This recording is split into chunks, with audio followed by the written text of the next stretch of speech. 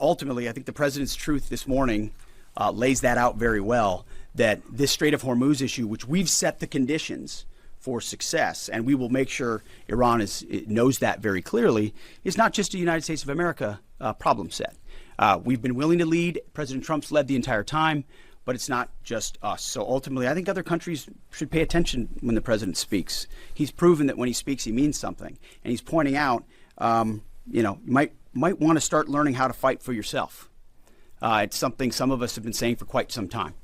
You can't just have flags, you have to have formations. You can't just have a few ships, you have enough to affect change. Those things matter in a dangerous world with ascendant adversaries. That's why the chairman's talking about our industrial base. That's why we're launching the Arsenal of Freedom tour to revive our defense industrial base. President Trump doing it in a way that nobody else has.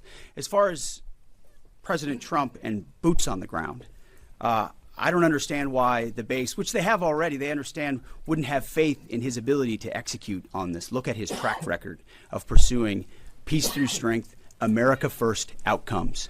And what he's simply saying, and it's exactly true, and I've said from this podium too, we're not going to foreclose any option.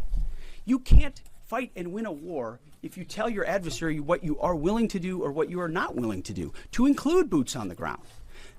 Our adversary right now thinks there are 15 different ways we could come at them with boots on the ground. And guess what? There are.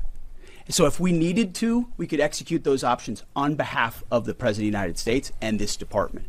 Or maybe we don't have to use them at all. Maybe negotiations work, or maybe there's a different approach. But the point is to be unpredictable in that. Certainly not let anybody know what you're willing to do or not do. But if anybody has internalized the lessons of Iraq and Afghanistan, as the first one, President Trump, to call them out for what they are, he's not going to repeat those lessons. And I think I've been very clear about that from the podium. Still believe, you said previously that the Iranian leadership would surrender. Do you still believe that? And is the United States still committed to NATO's collective defense? And to Chairman King, could you give us a sense of your thinking about the legality of striking desalinization plants if the president were to order that? I will just say that any mission that ends on our terms, you want to call it a surrender, call it a defeat, call it what you want, we remain committed to it. A conflict that ends on our terms and the president's terms. There's no doubt about that. And as far as NATO is concerned, that's a decision that will be left to the president. But I'll just say a lot has been laid bare. A lot has been shown to the world about what our allies would be willing to do for the United States of America when we undertake an effort of this scope on behalf of the free world. These are missiles that don't even range the United States of America. They range allies and others. And yet when we ask for additional assistance or simple access basing and overflight, we get questions or roadblocks or hesitations.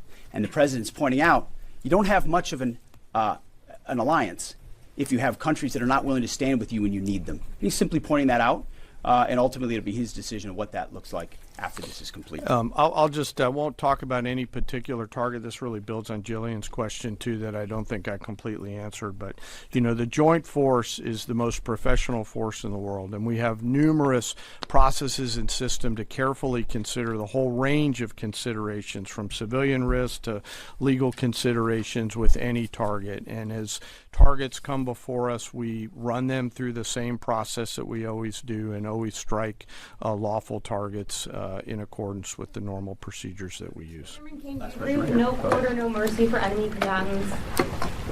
As Hegseth said. For me? Thank you, Mr. Secretary. Thank you, sir. Thank you, Mr. Secretary. Thank you. I appreciate it. On Sunday, President Trump said that Iran's first regime was all destroyed and the second one is mostly dead. The third regime that we're on right now has been much more reasonable in negotiations. Do you agree with that assessment, and why? I would defer to the negotiating team there. They're the ones talking to him, but they're getting a back and forth on terms, which is a productive development. We stand right there next to our negotiating team, always willing and prepared to put them in an even better position. Then like, share, and subscribe to Mirror Now.